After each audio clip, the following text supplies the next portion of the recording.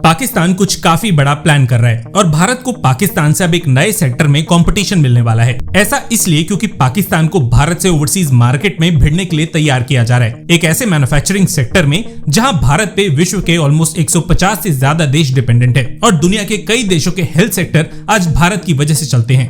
मैं pharmaceutical sector की बात कर रहा हूं, जहां पाकिस्तान ने हाल ही में जबरदस्त एंट्री मारी है और भारत के $30 बिलियन के एक्सपोर्ट मार्केट में सेंध मारने के लिए तैयार है। दरअसल दवाइयों की मैन्युफैक्चरिंग और एक्सपोर्ट को लेकर पाकिस्तान पूरी तरीके से उतर चुका है और इसमें पाकिस्तान की मदद पाकिस्तान का सबसे करीबी दोस्त कर रहा है। कमाल की बात यह है कि स्ट्रेटेजी भारतीय फार्मा सेक्टर को चैलेंज करने के हिसाब से डिजाइन की गई है, ठीक उसी समय जब यूनाइटेड स्टेट्स के लिए पाकिस्तान भारत से ज्यादा इंपॉर्टेंट बन चुका है। ये एकदम सही टाइमिंग है अमेरिका के हेल्थ सेक्टर में बैकडोर एंट्री मारने की और इसके लिए दो देश हाथ मिला चुके हैं। आगे बढ़ने से पहले एक इंपॉर्टेंट बात, अभी भी आप में से बहुत से लोग बिना सब्सक्राइब करे हमारे कंटेंट को देखते हैं और किसी वजह से कंटेंट अच्छा लगने के बावजूद वीडियो को लाइक नहीं करते। इसकी वजह से हमारी मेहनत को क्रेडिट नहीं मिल पाता और हमारी टीम का मोटिवेशन गिरता है। आप इस 1 सेकंड के काम से हमारा काफी बड़ा सपोर्ट कर सकते हैं। मेन खबर पे आगे बढ़ने से पहले आपको कुछ इंपॉर्टेंट बातों को जानना काफी ज्यादा जरूरी है।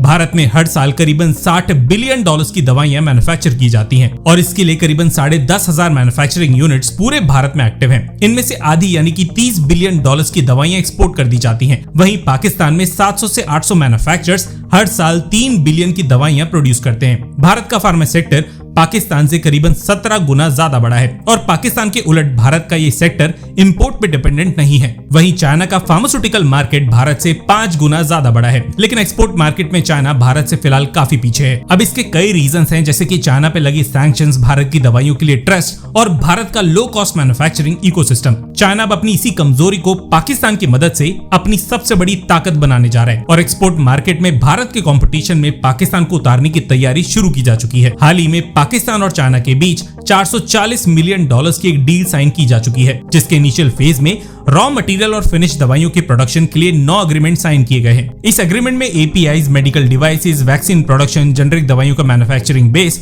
और क्लिनिकल रिसर्च को लेकर दोनों देशों में सहमति बनी है और पाकिस्तान को प्रोडक्शन और एक्सपोर्ट मार्केट के लिए चुना गया है। ये डील सीपेक 2.0 के अंतर्गत साइन की गई है और इसमें 300 पाकिस्तानी और 150 चाइनीज कंपनीज इन्वॉल्व हैं। आगे चल के इस एग्रीमेंट की वजह से पाकिस्तान के फार्मा मैन्युफैक्चरिंग इकोसिस्टम को $3 बिलियन से बढ़ाकर $10 बिलियन तक ले जाने का टारगेट रखा गया है। इसका मेन फोकस एक्सपोर्ट पर होगा, खासकर यूरोप और दूसरे इंटरनेशनल मार्केट पर। यूरोप में पाकिस्तान को GSP प्लस का बेनिफिट मिलता है, जिससे कई प्रोडक्ट्स पर इंपोर्ट ड्यूटी कम या 0 लगती है और एक्सपोर्ट करना आसान हो जाता है। ये वही मार्केट्स हैं जहां पर चाइना पर कई तरह के प्रतिबंध लगे हुए हैं। देखिए, कोइंसिडेंस तो नहीं हो सकता कि जैसे ही भारतीय दवाइयों पे 200% की इंपोर्ट ड्यूटी लगाने की बात यूएस की तरफ से सामने आई, ठीक उसी समय पाकिस्तान में फार्मा सेक्टर को इतना बड़ा पुश मिला। अकेले यूनाइटेड स्टेट्स को भारत से करीबन $10 बिलियन की दवाइयां एक्सपोर्ट होती हैं और यूएस अपनी जेनरिक मेडिसिन के लिए भारत पे काफी हेवीली डिपेंडेंट है। यूएस अब इसी डिपेंडेंसी को डाइवर्सिफाई करना चाहता है और पाकिस्तान इसके लिए एक सही दावेदार है। आगे चल के इस डील का अगर कोई बड़ा इफेक्ट भारतीय एक्सपोर्ट पे दिखा तो यूनाइटेड स्टेट्स के अलावा बांग्लादेश, नेपाल और टर्की जैसे देशों में भी भारतीय दवाइयों को रिप्लेस किया जा सकता है, लेकिन इसके चांसेस काफी कम है क्योंकि भारतीय दवाइयों का फुटहोल्ड ऑलरेडी कई देशों में काफी मजबूत है और क्योंकि ये हेल्थ सेक्टर है, इसलिए ज्यादातर देश इस सेक्टर में एक्सपेरिमेंट करने से बचेंगे।